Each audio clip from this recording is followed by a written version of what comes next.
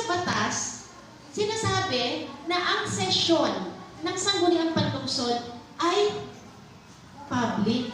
Kahit sinong tao pwedeng manood. Kahit sinong tao pwedeng pumunta. Pero sa akin pong obserbasyon, kahit term po akong umupo bilang konsehal, at ngayon po first term na vice mayor, sa akin pong observation, ang nakakapanood lamang ng sesyon ng Sangguniang Panlungsod ay yung mga tao nasa City Hall lang.